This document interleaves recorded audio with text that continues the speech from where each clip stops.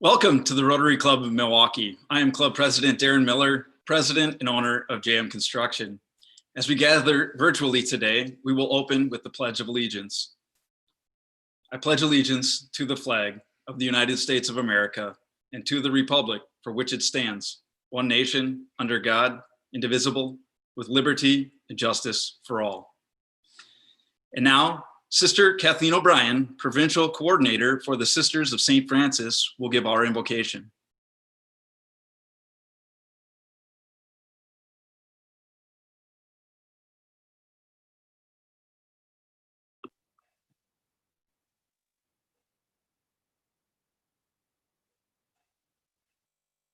Thank you, Darren. I'm sharing a prayer from Reverend Dr. Richard Bott today.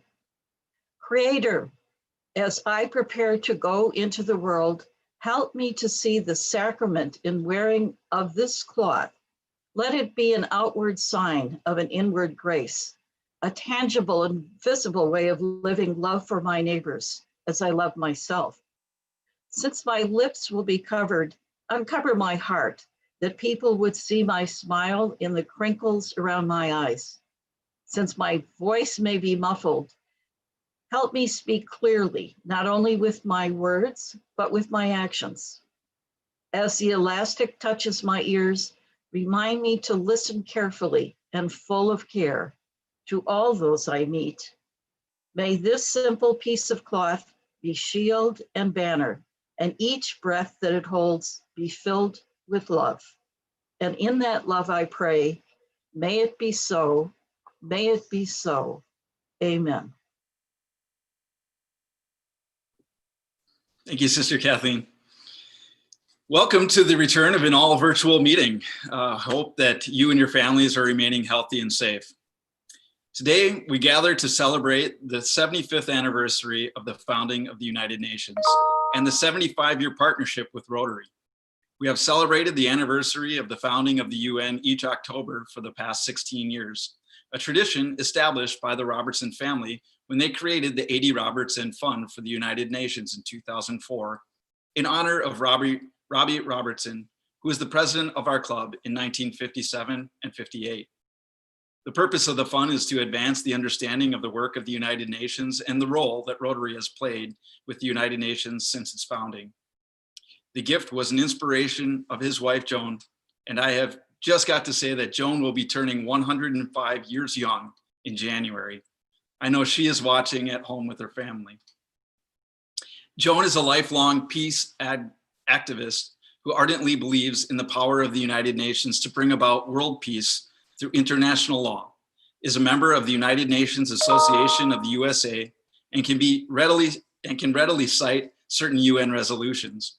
Her volunteer work and the fund support have revolved around like-minded organizations, such as the Peace Education Project of Peace Action Milwaukee, the Greater Milwaukee United Nations Association, and the Plowshares Fund, whose efforts lead to peace and nonviolence. Most recently, she and her family have worked closely with the Milwaukee Public Schools to create the United Nations Schools of International Learning, which incorporates world studies and model United Nations content at the elementary and middle school levels. You can read about this remarkable international learning program in the email that will come to you after the meeting. These months of the pandemic have been a challenge for many of us at the Rotary Club Milwaukee, and we've had to make quite a few accommodations. Some have been difficult. We have been gratified to hear that many of our members tell us that they believe in Rotary now more than ever, a theme you will continue to hear more and more from us. Over the next few weeks, we will feature video clips of fellow Rotarians in our emails and programming, and we'd like to share two of those clips with you today. First, from Maggie Opplinger, General Manager and CEO of the Florentine Opera, and Jamie Reeve, Senior Vice President of Wealth Strategies at Northern Trust Company. Michelle?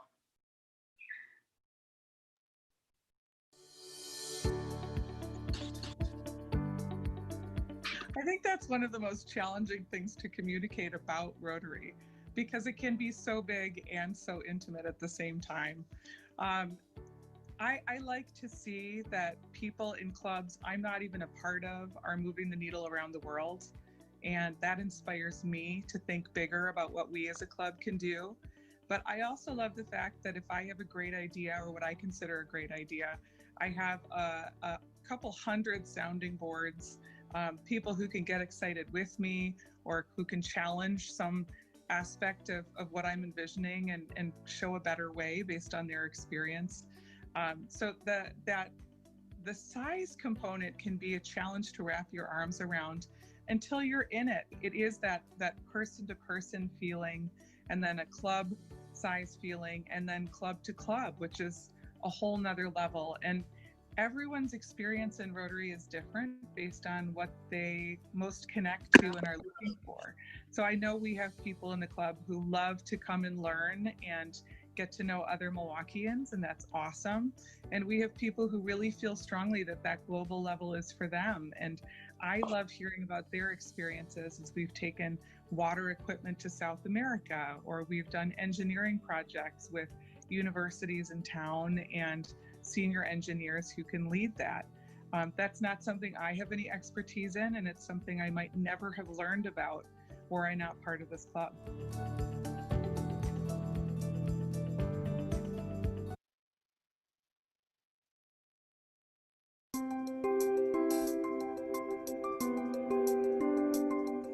Polio is near and dear to my heart. My mom is a polio survivor. She was stricken with polio as a 3-year-old in La Crosse, Wisconsin. She had a very obvious leg and foot that have been atrophied by that, walked with a tremendous limp, and then in her later years, the post-polio impact led to something called post-polio, terrible arthritis and, musculoskeletal issues. So polio eradication is an easy thing for me to get behind and support the great work we're doing internationally. That is something also that's near and dear to me, and part of my attraction to giving to the Polio Plus campaign on an annual basis in her honor.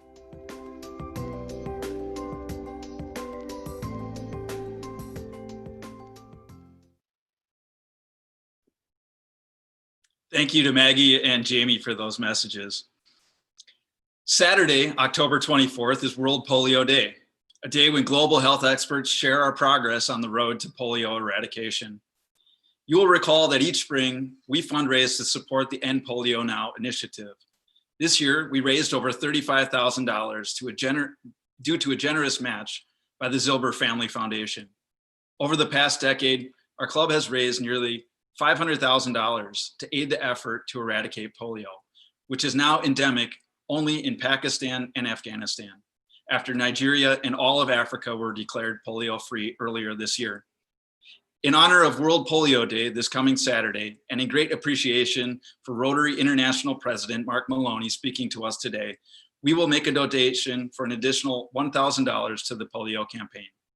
If you would like to donate to the World Polio Day with us, there will be a donation link in the email after the program.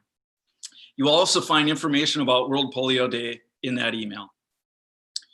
Rotary is proud to sponsor the annual Milwaukee Film Festival. And this year, we are sponsoring the film, We Don't Deserve Dogs.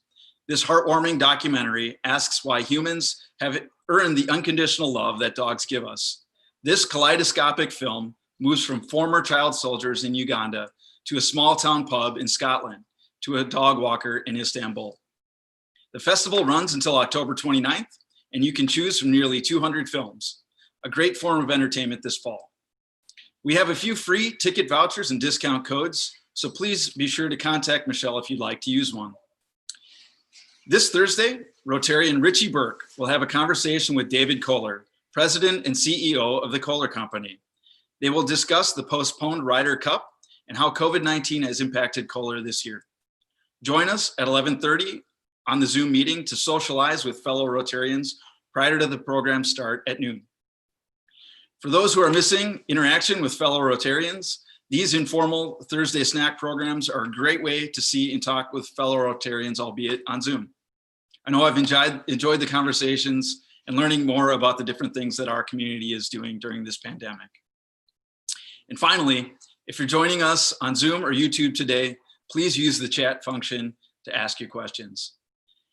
And now it's my great pleasure to introduce immediate past District Governor Steen Sanderhoff, our friend and fellow traveler with our team to Guatemala, who will introduce President Mark Maloney.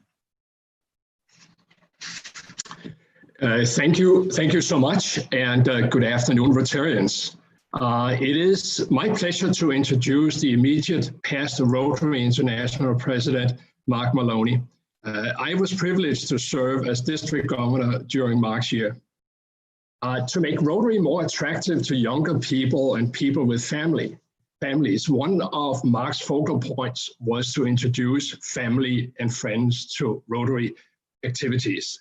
At meetings, conferences, and assemblies, Mark would not only bring his wife, Gay, a very active Rotarian, but also his kids and grandchildren joining us on stage as a living example of how families should become a natural part of the Rotary family.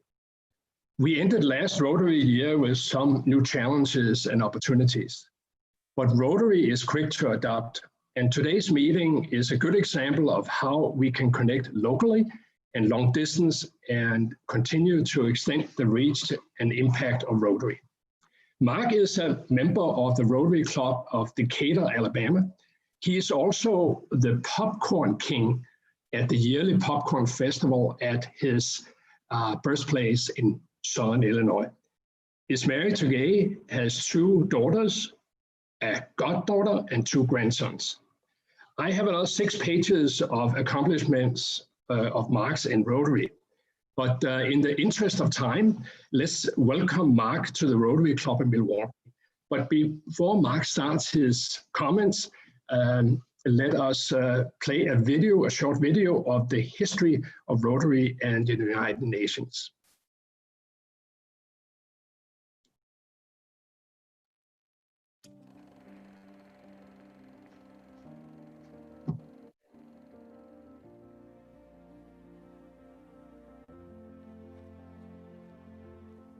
(1944).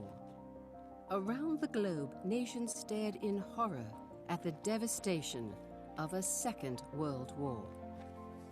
But even as the battles raged, global leaders planned for a new era and a post-war organization for peace. Rotary International, long committed to global cooperation and peace, had been raising awareness of a United Nations, publishing articles and pamphlets to encourage the discussion.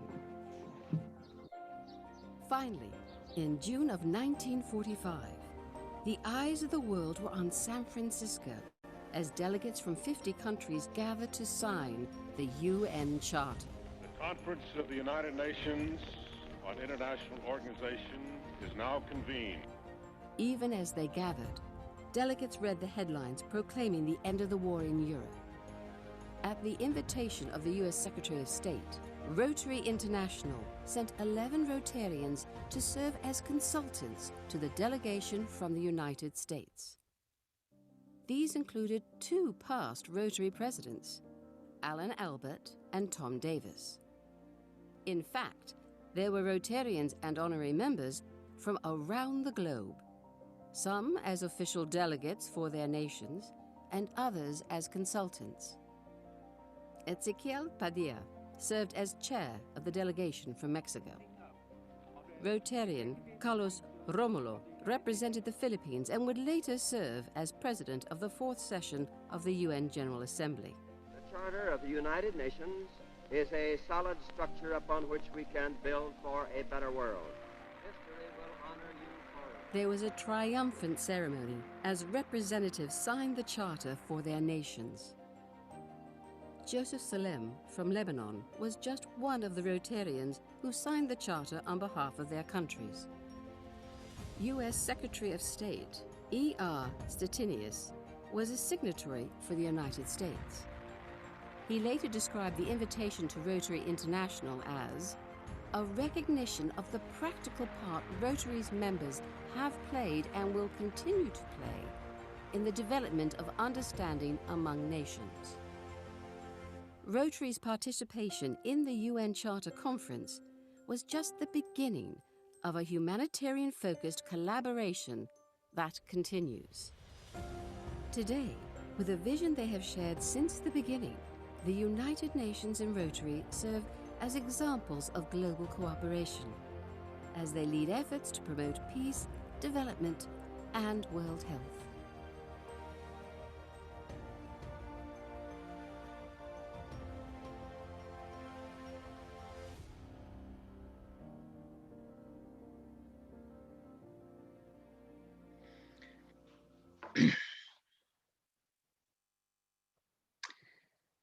Thanks very much to past District Governor and Aloha Governor Steen Sanderhoff for the introduction.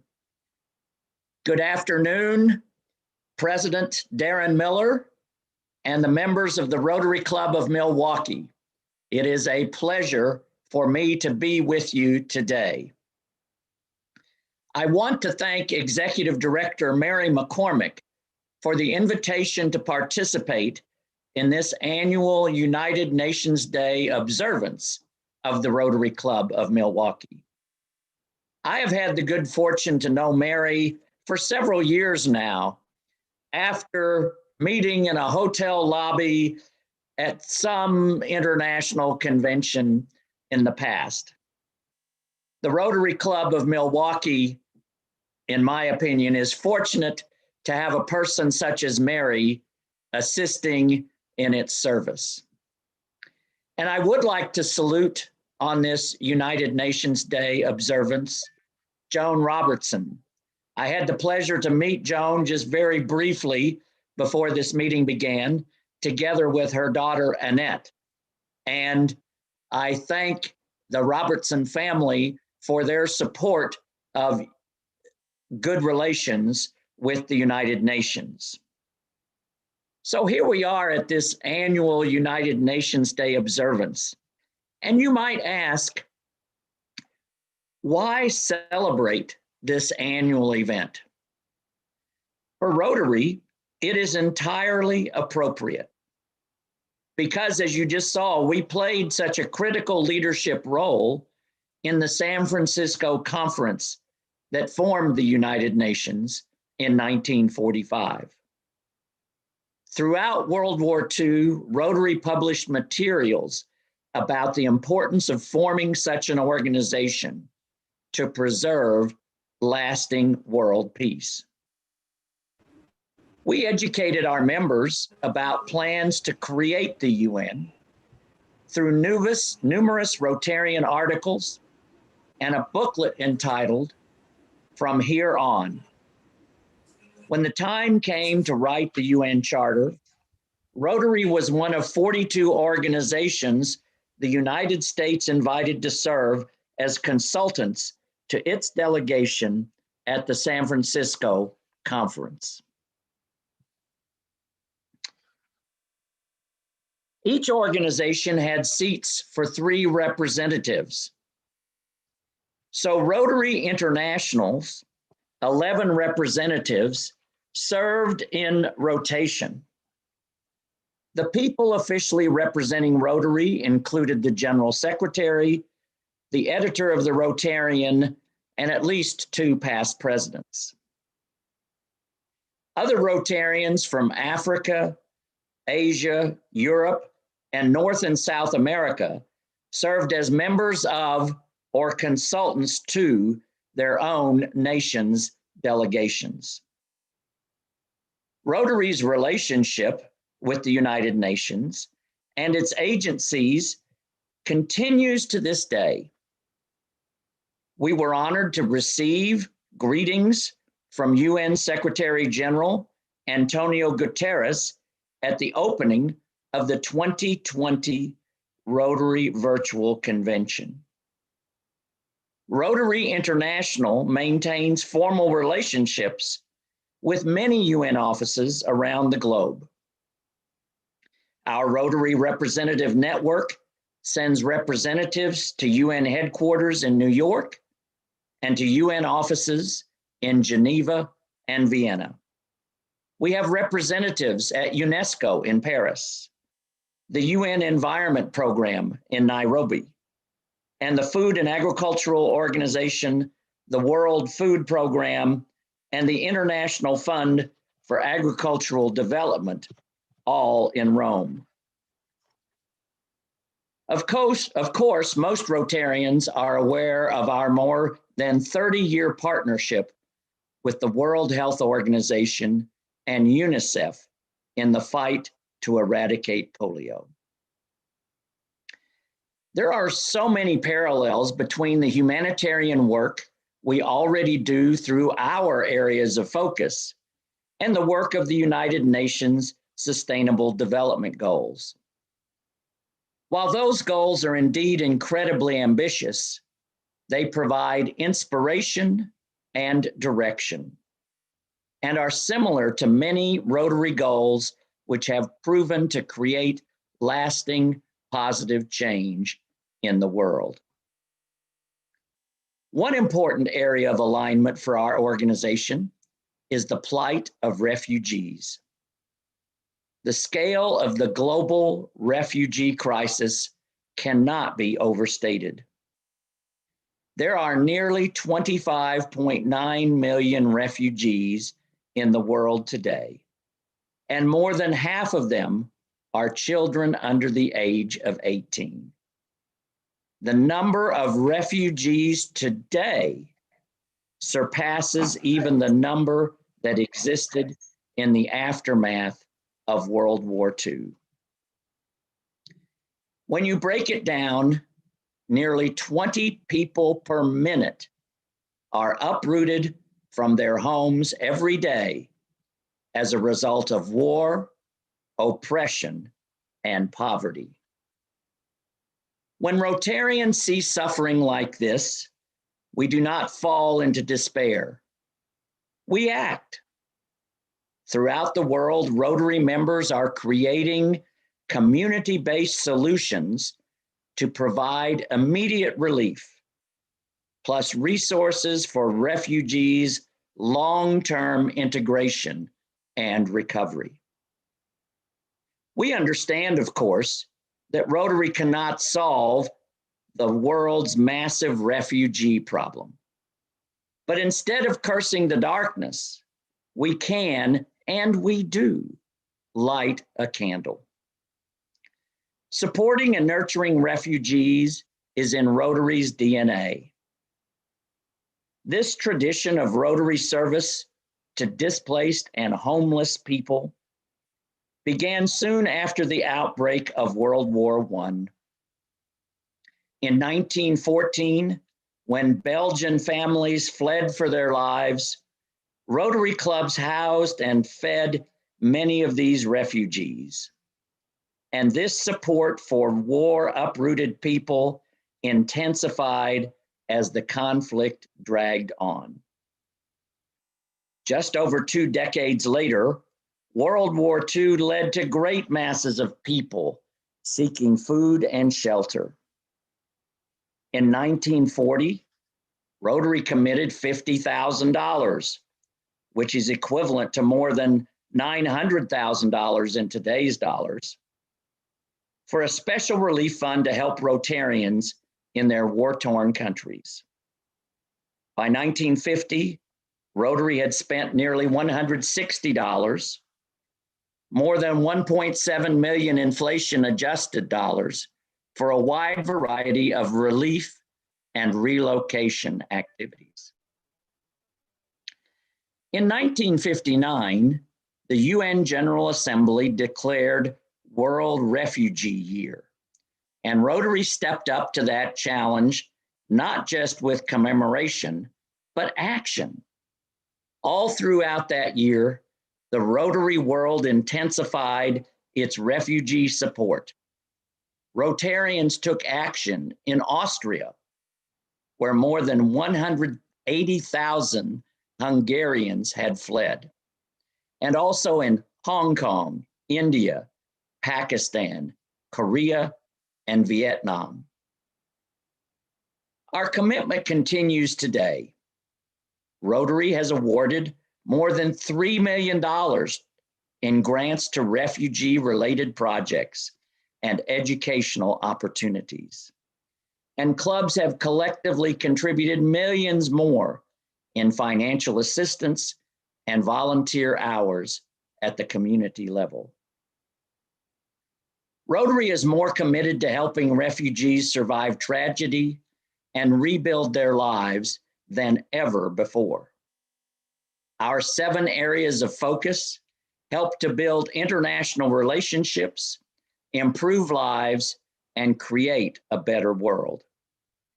At both the grassroots and the global level, we promote peace, fight disease, provide clean water, sanitation and hygiene, support mothers and children, encourage education, grow local economies, and support the environment. On top of this, Rotary has been working to eradicate polio for more than 30 years. And the war-torn region of Afghanistan and Pakistan remains our final hurdle to a polio-free world. All of these efforts are brought to bear to assist refugees wherever they may be. There are many great examples of Rotary's refugee assistance. In Italy, which has received around 120,000 migrants from Africa over the last 12 years, Rotary clubs are funding the training of refugees in the Vicenza area in industrial welding, providing them a path to employment and independence. In southern Brazil, Rotary clubs are helping Venezuelan asylum seekers integrate by offering Portuguese language classes, housing, health screenings, and work opportunities.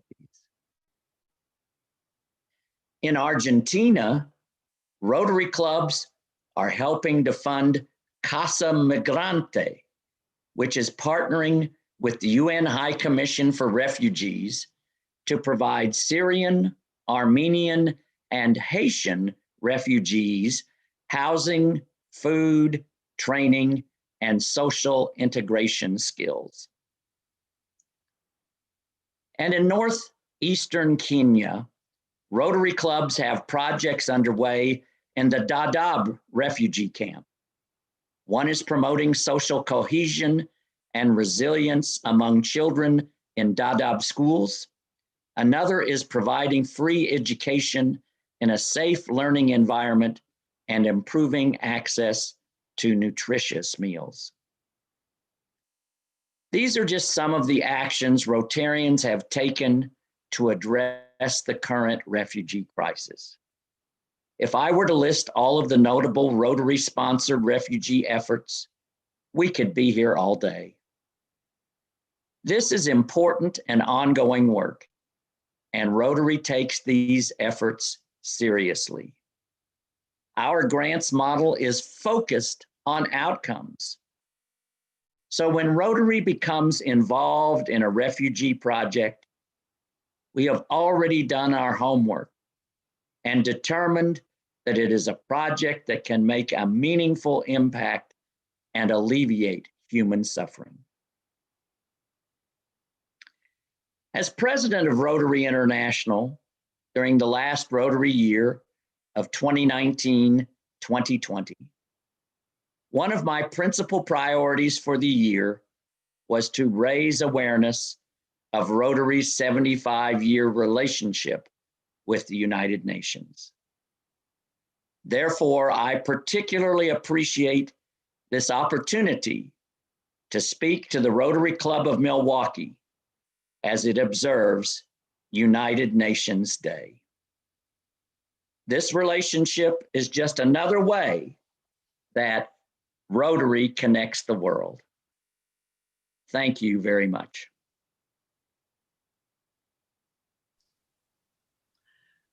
Thank you, Mark. And I can see that there's some virtual applause going on here, which you may or may not be able to see.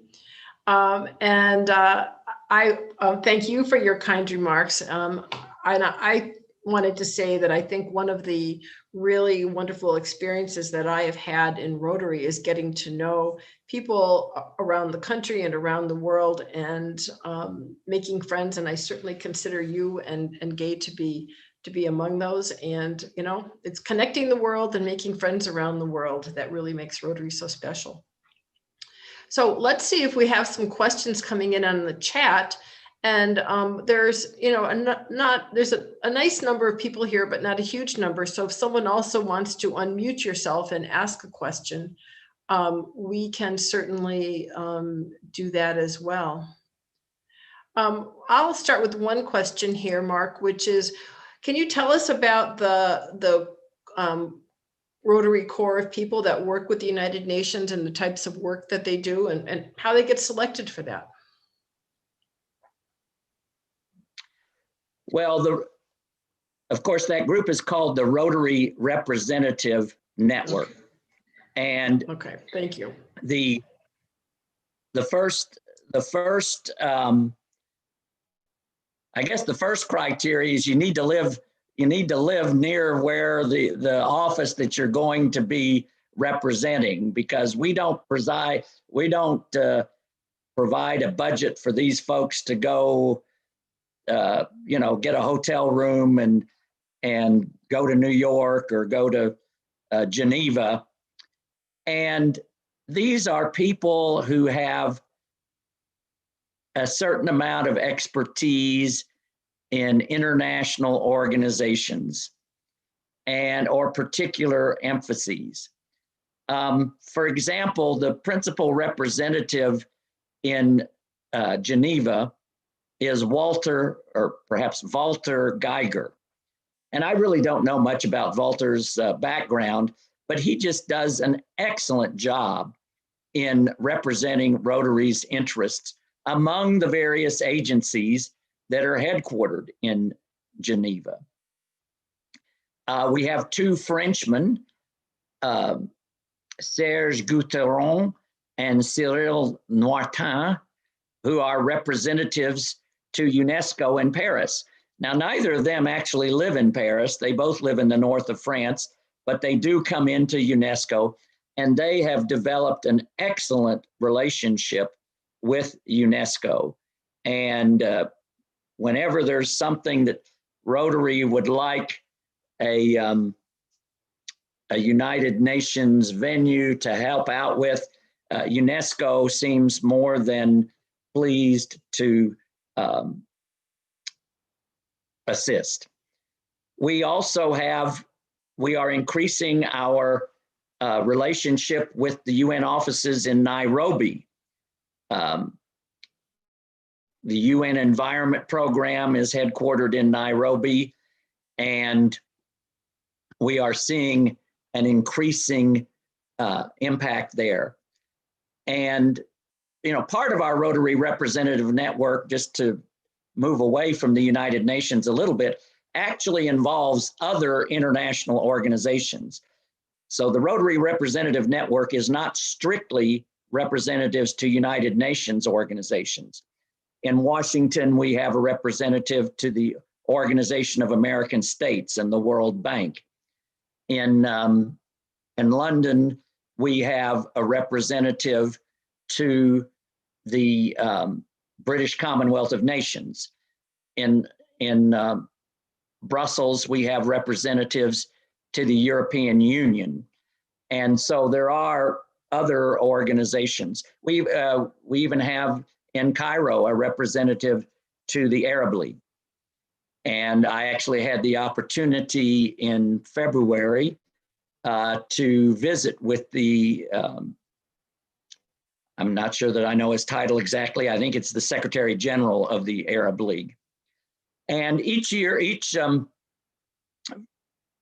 there is one of the representatives or is named as the Dean of the Representative Network. For several years, it was past General Secretary Ed Fuda.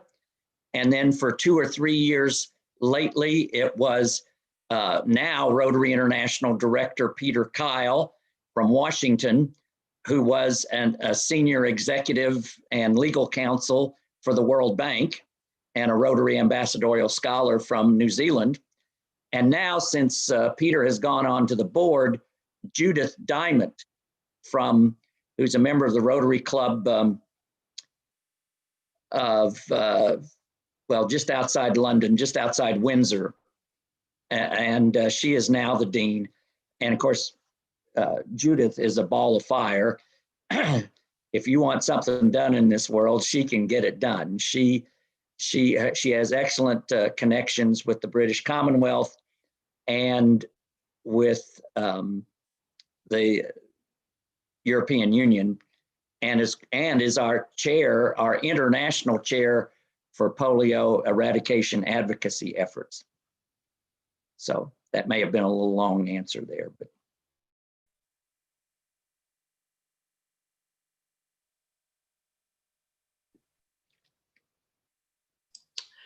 I think I'm unmuted. Can you hear me? Yes, no? Yes, we can hear you. Yeah, good. Oh, good. Okay, good. Yes. All right. Yes. I know that your travel this year must have been truncated by the virus, unfortunately, but did you have the opportunity to see any of the Rotary projects, in particular the refugee projects on the ground while you were still out and about in the world? We were actually 10 days away from visiting a refugee camp in Turkey, a Syrian refugee camp just outside of Izmir, Turkey. And there was to be a video crew there, and that was to be in the latter half of March. And we we were less than a week from but we were in London with Judith Diamond, and we were supposed to fly on to Zurich and travel into Liechtenstein, then Albania and Kosovo, and then to Turkey. But instead of flying from London to Zurich, we flew from London back to Chicago. And, Gay and I consider ourselves very fortunate. We were kind of just one step ahead. On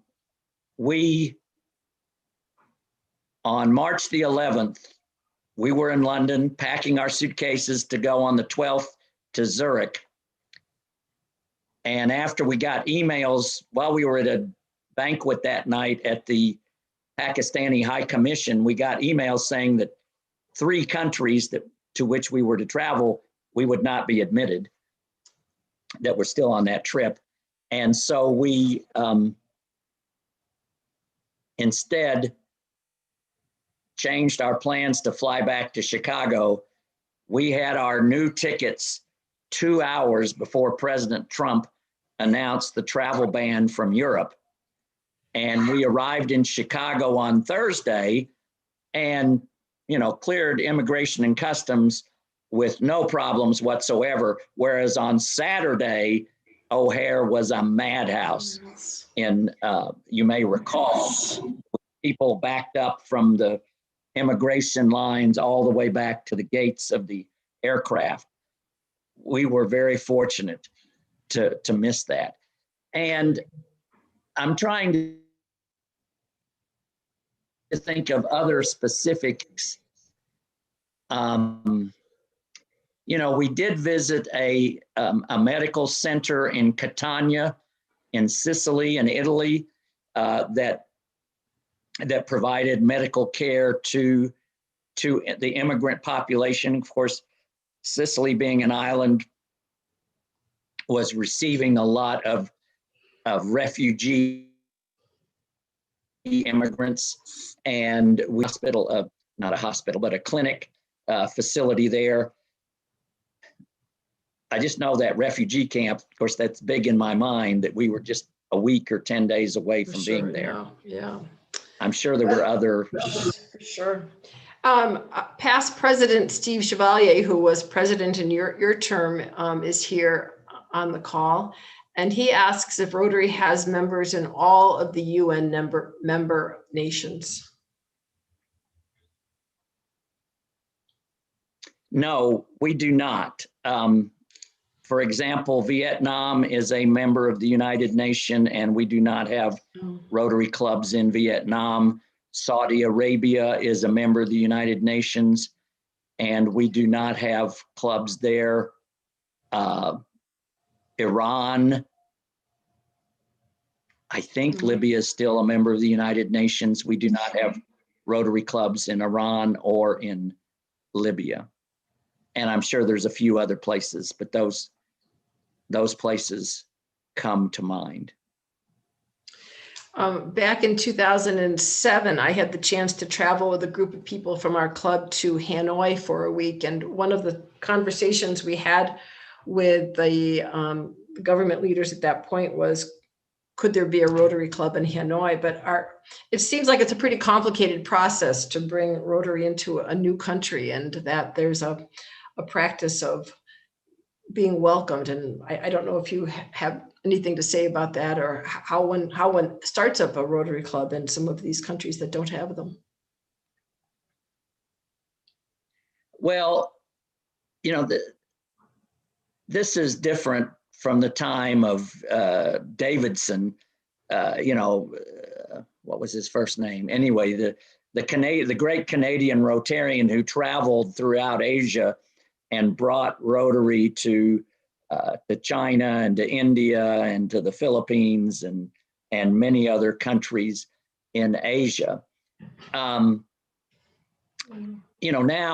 there are so few countries that in which Rotary does not exist, that you're dealing with, in many cases, authoritarian regimes in which you've just got to be very careful. Gay and I did travel actually to Hanoi. We were there on the 1st through the 3rd of December, and we participated in an Operation Smile cleft lip and cleft palate medical mission that involved Rotarians from Southern California and from South Korea. And I did, there is a group of Rotarians from Thailand that is working to extend Rotary into Vietnam. And I did have the opportunity to meet with that group. They came to Hanoi from Bangkok, and past Rotary International Director Salalak Ratanovich is kind of chairing that effort. But, there's questions about, well, they want a Rotary office and they want, somebody that they can turn to on a centralized basis that, if they've got concerns with what's going on, they want to be able to have a central contact point, not a group of clubs, autonomous clubs. And that sort of thing can be worked out, but it takes some effort. Right now, there are Rotary and Rotaract clubs in China. But, here about 2 to 3 years ago, the police showed up at one of the Rotary clubs and said, you all have to be registered. And so we have actually started the registration process. And it has gotten so far. They haven't told us no, but they haven't told us yes. And of course, now with the pandemic and with difficult relations between China and the United Nations, it's still on hold.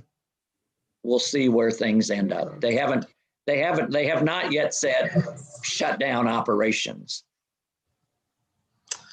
Well, building goodwill and better friendships, right? Yep. Right. And speaking of goodwill and better friendships, in China, they, the Rotary clubs in Shanghai actually started a program that the government the city government took over, not because they didn't want Rotary to do it, but they took it over and expanded it to the entire city. It was dealing with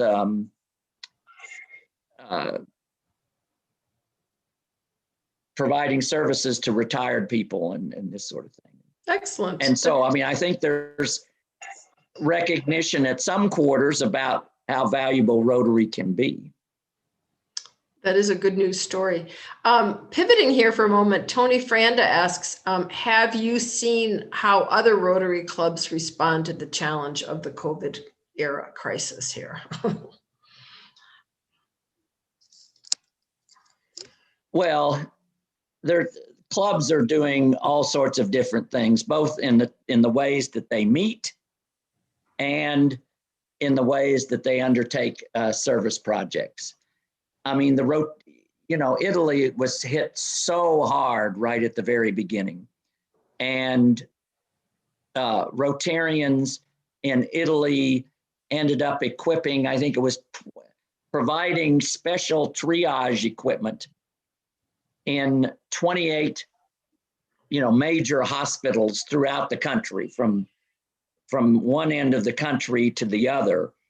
And these were, items where you could put a person into a booth and then,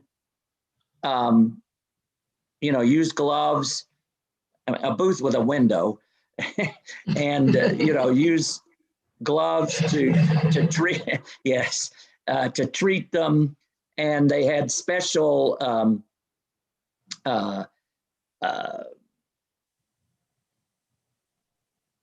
crash carts, if you will, that were completely enclosed, plexiglass, but with gloves that you could deal with the patient, before they really knew what all it might do.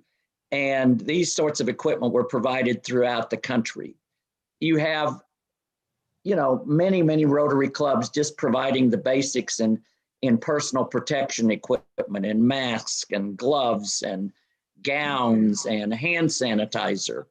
And, in Bangladesh, they're taking hand sanitizer, from big vats and putting it into small packages to give to those people, who just can't afford that sort of thing. And, and of course, in some countries, Rotary has barely been touched. In Taiwan, their baseball continued unabated in Taiwan, and they've had less than, in a country of 24.5 million people, they've had less than 550 cases total and only 7 deaths. And they have, they've had district conferences. They're functioning just like normal. New Zealand, I think, clubs are meeting again. Australia, here in Alabama, my own club is meeting, but it's a hybrid meeting. Zoom is available. I only join by Zoom personally, but they're having, meal functions at the DoubleTree Hotel. Okay. Well, Mark, speaking of Taiwan, speaking of Taiwan, I don't know that everybody on the call knows that the Rotary International Convention is scheduled to be in Taiwan next June. Are you optimistic we're going to have a convention? Or hard to say? It is very hard to say. I am not so pessimistic that I just see it not happening. So far, we have 30,000 people registered for the convention, more than 30,000. Somebody may have said 38,000, but I know it's more than 30,000. And 24,000 of those registrants are from Taiwan. This is just Mark Maloney speaking. This is not official at all. But, I could see where, certain limited numbers of people might be admitted to the country with a certain amount of quarantining in advance so that they could attend the convention. Okay. How exactly that will turn out, I don't know. I mean, poor, Gay and I thought, well, our travel stopped abruptly on March the 12th. And, I haven't been on an airplane since. And, we thought, oh, geez, we didn't get to have the convention. The UN events at UNESCO and FAO were canceled. Gay and I were supposed to have a private audience with the Pope. I mean, we haven't had a Rotary president do that in 50 years. And I mean, and I'm sort of Catholic, and, that was a big deal for me. But poor Holger Kanak, I mean, he left Evanston. I left Evanston on March the 16th. I think he left on March the 17th. And he is in Austria today, but he only travels where he can go by car, and just for those who don't know, Holger Kanak is my successor, the current president of Rotary International, from the north of Germany, from near Hamburg in Ratzeburg. And he has traveled to Switzerland. He's now in Austria. He's traveled around some in Germany, and he was in Denmark, but now Denmark's two cases are increasing too much for him to go there. But the poor guy, he may not get back to Evanston during his entire term as president. It's a crazy time. So, well, we're about ready to wrap up. Shaker Mehta. Oh, go ahead. Oh, well, okay. And cases are just keep increasing in India. And Shaker Mehta, his successor, is from India. So right. So who knows? Well, I would just, as we're getting ready to wrap up, I just want to put in a couple of plugs for some of the things that our club has done. We actually did take the money that we were saving by not eating lunch for a few months and give that to some of the organizations that were providing food in the community, which seems to be an increasingly growing need and something we'll have to keep paying attention to. We have a long-standing partnership with Engineers Without Borders in Guatemala. In fact, Steen and I were part of a trip that came back on March 8th. And so we, like you, just got back into the country under the wire. They shut down Guatemala just, on the 15th, and O'Hare would have been a total disaster. But we've been working with Engineers Without Borders to improve water quality in hospitals and bring in PPE and repair ventilators. So that's been important to us. And there may be some people on the call who went to Bangladesh a couple of years ago with the Smile train people, or I think that's not quite doing cleft palate surgery in Bangladesh. So there's a couple of things that you've mentioned today that we are proud to connect with you as well. But Darren may come up with something else that I'm forgetting off the top of my head, but I am greatly appreciative, Mark, of the opportunity to have you connect with us today. I think it was really an enjoyable and informative conversation. Joan Robertson is giving you two thumbs up there. And please say hi to Gay and to Margaret. And I'm going to ask Michelle to turn this back to Darren. Thank you, Mary. And thank you, Mark, for your steadfast and visionary leadership. The more I learn about Rotary, the more pride I have in being a Rotarian. So thank you again for being here with us today. And of course, now is also a great time to join Rotary. So if there's someone in your network who you believe might be interested in Rotary, we believe that this is the perfect time to introduce them to our work and our programming. Consider inviting them to join us at an upcoming virtual Tuesday meeting or a Thursday snack, or connect them with them to share how Rotary has enriched your life. And as a COVID special, our admission fee is going to be waived through the end of this year. Please join us virtually this Thursday over the lunch hour when Rotarian Richie Burke will have a conversation with David Kohler, CEO of the Kohler Company. They will be discussing the postponement of the Ryder Cup and how COVID-19 has been impacting Kohler this year. Join us at 11:30 a.m. On the Zoom meeting to socialize with your fellow Rotarians prior to the program starting at noon. And a note about our upcoming Tuesday programming. As a reminder, next Tuesday, October 27th, our speaker, Rotarian Mark Maloney, Chancellor of UWM Milwaukee, will join us virtually rather than speaking in person from Memorial Hall. Therefore, we will not be hosting a lunch program. Please join us on Zoom or YouTube from your home or offices. On Tuesday, November 3rd, Election Day, we will not have a Rotary meeting. We ask that you take this extra time to get out and vote. Again, join us virtually next Tuesday as we welcome Chancellor Maloney, who will discuss current trends in higher education. Thank you all for being here today. This meeting is adjourned.